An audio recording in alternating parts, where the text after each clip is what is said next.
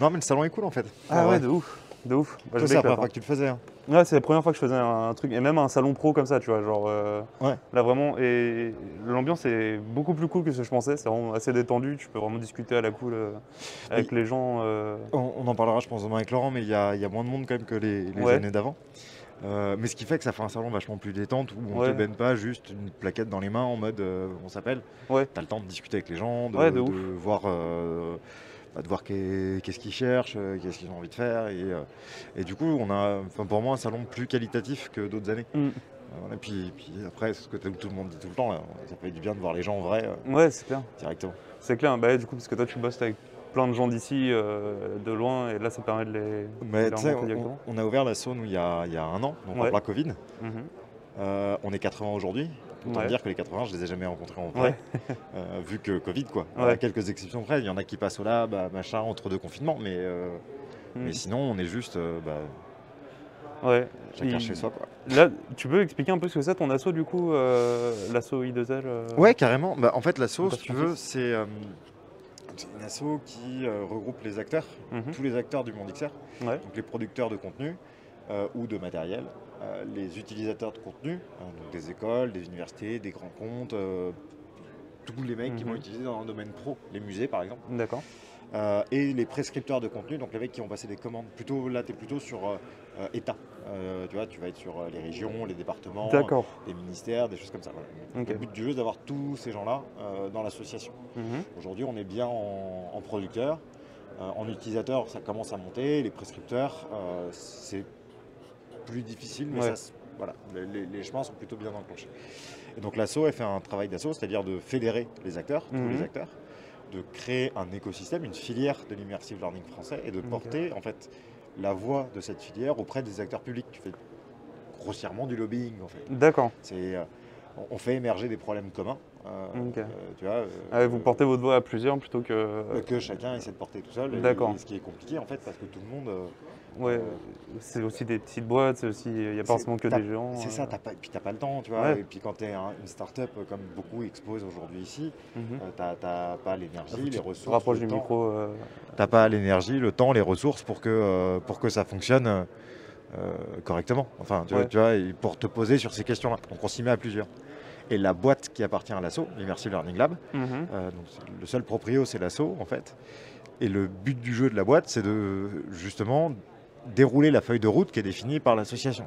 D'accord. Parce que le problème des assos, enfin, en tout cas c'était l'idée quand on a créé la boîte, c'était de dire que on a tous du temps à donner à l'asso, plus ou moins. Mhm. Donner des idées, en discuter, c'est facile. Ouais. Par contre, passer à un moment où on fait, ça demande vachement de temps, d'énergie, Ouais. de ressources, de compétences que tu ne trouveras pas dans une association en fait, où les gens Mhm.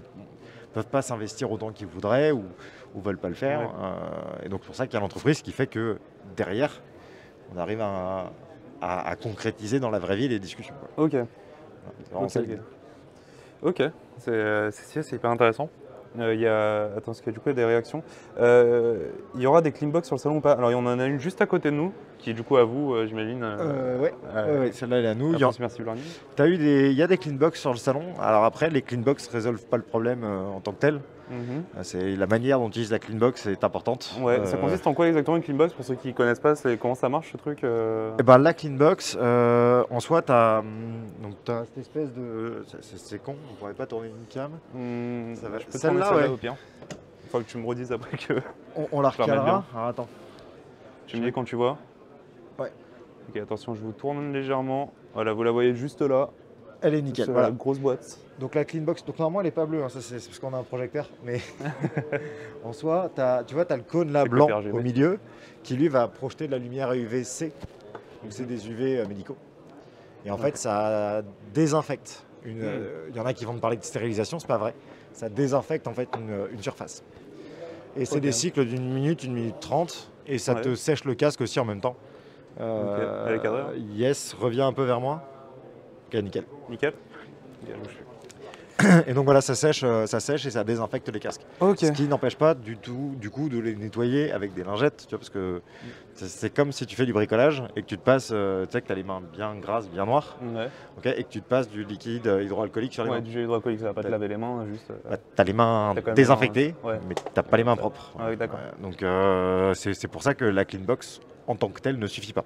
Il faut quand D'accord. même nettoyer ton casque proprement, les contrôleurs, tous les trucs qu'on touche tout le temps. Voilà. Ok. Et donc, Ok. Mais donc, t'en as quand même quelques-unes sur le salon, effectivement, des clean box. On en voit un peu sur tous les centres. Bah, c'est un peu un must-have quand même en temps de Covid. Ouais. Et pas d'ailleurs. Hein. Gastro, grippe. Ouais, bon, même en Ça dehors du existe Covid, quand même. ça reste quand même assez dégueulasse de partager les casques VR. Ouais, c'est ça. Je pense que juste chez vous, prenez votre casque et foutez le nez dans le face mask et dites-nous en des nouvelles. Je pense que imaginez la même chose, mais partagez avec plein de gens que vous connaissez pas. C'est un peu ça. Donc ouais, faut faire un peu gaffe au niveau de l'hygiène, quoi. Ben oui, un minimum. Puis là, en salon, il y a quand même plein de gens que tu connais pas. Tu sais pas d'où ils viennent, tu sais pas ce qu'ils Ouais, font. c'est ça. Tu sais pas où est-ce qu'ils mettent leur front, donc bon. Voilà. C'est pas où est-ce qu'ils se sont roulés, donc. Il y a Mathieu et Gadienne qui disent ouais la cleanbox aux couleurs de terre et ouais les gars on a des cleanbox RGB sur le stand I2L. C'est ça. Ça c'est les vrais gamers. Tu vois. C'est- La cleanbox RGB ça c'est la classe. on en met partout. On adore. On adore. Bon, moi je vais aller me manger. hein, Ok. Quand même, Ah à oui un non du moment. coup t'as pas encore pu Ah, manger. tiens, Ok. voilà de la compagnie. Hop, je vais couper le micro. Écoute ouais je te laisse couper le micro. Moi je vais rester avec vous les gars, on va continuer de discuter.